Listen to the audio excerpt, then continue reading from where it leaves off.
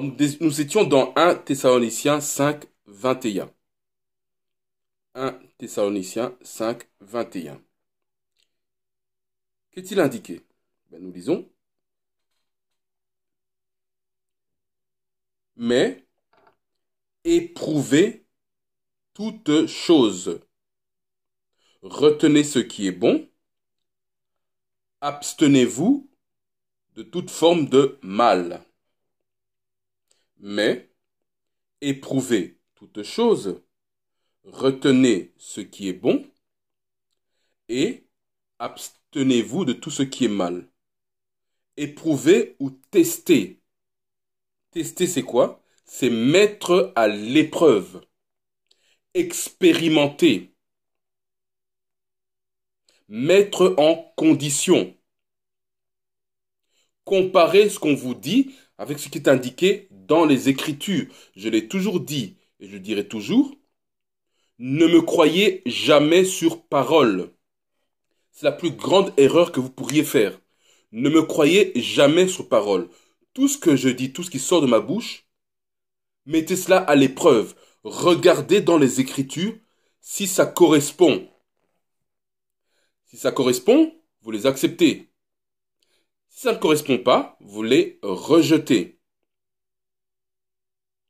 Et il dit, abstenez-vous de toute forme de mal. Le mal, c'est quoi? Et le terme mal en hébreu, en hybride, c'est ra. Ça veut simplement dire ce qui ne fonctionne pas, ce qui dysfonctionne.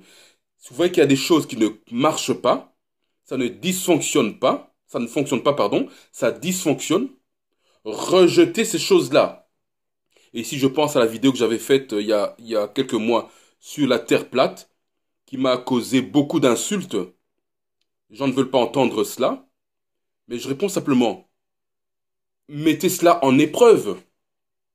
Faites votre propre expérience. Si ça fonctionne, acceptez cela. Si ça ne fonctionne pas, rejetez cela. Tout simplement cela. Ça ne sert à rien de venir insulter, ça ne changera absolument rien. C'est ce que Shawwal nous dit. Donc, quand quelqu'un parle, éprouvez cette personne. Mettez cette personne à l'épreuve. Et les gens comprennent très mal les principes de la Torah. Beaucoup, et ça on voit encore dans les commentaires, ils disent que tu te bats sur un livre pour mener ta vie. La réponse que je donne est très simple. Ce livre, comme il l'appelle, nous demande d'expérimenter toute chose. Donc de ne pas croire aveuglement ce qui est indiqué, mais de mettre cela en pratique, d'expérimenter cela. C'est une vie à vivre. Ce ne sont pas des théories imaginaires, ce ne sont pas des fables. C'est une histoire qui a été vécue par nos ancêtres, que nous pouvons expérimenter et que nous allons expérimenter pour les prophéties. Voilà comment faire pour ne pas être confus, pour ne pas être mélangé, pour ne pas être dans l'erreur. Continuons notre lecture. Repartons dans 1 Corinthiens 14. Pour terminer et pour conclure, 1 Corinthiens 14 au verset 33. Car Elohim n'est pas une puissance ou bien l'auteur de la confusion, mais de paix, comme dans toutes les assemblées. On dit qu'il est l'auteur de la paix. Qu'est-ce que la paix? Ici, j'ai pris le mot en hébreu, qui a une explication plus précise. Le mot paix pour l'hébreu, nous savons, nous le disons d'ailleurs, c'est shalom. J'ai dit en introduction Shabbat shalom, ou bien shalawam en paléo. C'est le mot shalam, shalawam, shalom, ou bien paix. C'était traduit basiquement par paix en français, mais l'explication, la signification est plus profonde en ivrite.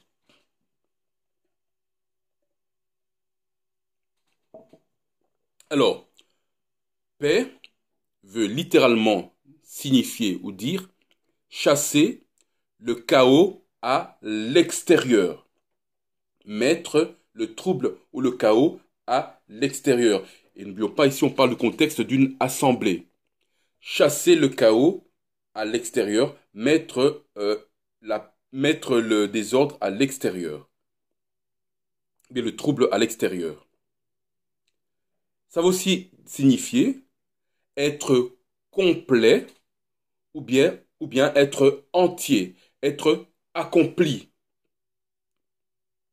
avoir tout ce dont on a besoin pour fonctionner correctement. Ça va également signifier ne manquer de rien. Et pourquoi on ne manque de rien?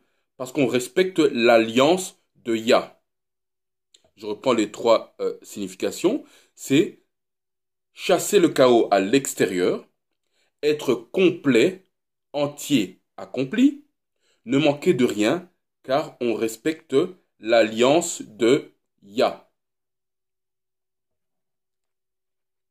Et quelle est cette alliance? Deutéronome 28.1, Bamidbar 28.1 et 2. Pour conclure,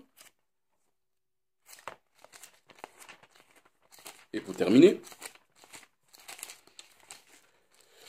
Deutéronome 28, 1 et 2. C'est encore une fois Yah qui s'adresse à nos ancêtres, nos aïeux. Et il arrivera que si tu écoutes attentivement la voix de Yah, ta puissance, pour prendre garde à pratiquer, mettre en pratique, exercer tous ces commandements que je te commande aujourd'hui, Yah, ta puissance, te mettra très haut au-dessus de toutes les nations de la terre. Verset 2. Et toutes ces faveurs, ou bien bénédictions, toutes ces faveurs viendront sur toi et t'atteindront si tu écoutes Shama. Si tu écoutes Shama veut dire écouter, pas pour le plaisir d'écouter, mais écouter pour mettre en pratique, pour assimiler et mettre en pratique, pour obéir. Si tu écoutes la voix de Yah, ta puissance. Voilà comment acquérir le shalom, la paix. Simplement, mettre en pratique l'alliance de Yah. Mettre en pratique ses lois, ses statuts et ses commandements. Beaucoup se disent, en parlant des, entre guillemets, des Africains en général, et vous savez ce que nous pensons, nous, Bantou, Banyashara, nous ne sommes pas des Africains, nous ne sommes pas les Nilotiques, nous sommes les Bantous, descendants de Shem, alors que les Africains, bien les Nilotiques, eux, descendent de Ham, bien Kam. Ils disent, pour sortir de l'Afrique, il faut chasser les Blancs de l'Afrique, on doit se mettre ensemble, nous, tous les Noirs, dans le panafricanisme. Nous, Banyashara la Bantou, nous ne croyons pas au panafricanisme. Eux, les Nilotiques, les Africains, peuvent faire ce qu'ils veulent. Mais nous, Bantou, Banyashara, la fils de Yikwab, nous avons des lois, des statuts, des commandements, des préceptes. Il suffit simplement, et là je m'adresse à mes frères Bantou, Banyashara, de les mettre en pratique, vous sortirez de l'esclavage. Il suffit de le mettre en pratique pour que Yah nous restaure. Il est indiqué ici, nous avons bien lu, nous restaure à notre statut d'antan. Que nous soyons à nouveau une référence pour les autres nations, pour les étrangers, pour les Africains, pour les Occidentaux. Il suffit de pratiquer ces lois, ces statuts et ces commandements, comme nous l'avons lu ici. Parce qu'il nous a choisis pour être un exemple pour les nations. C'est à nous de mettre les standards. Si les étrangers veulent savoir comment faire pour se rapprocher de Yah, ils devraient venir près de nous.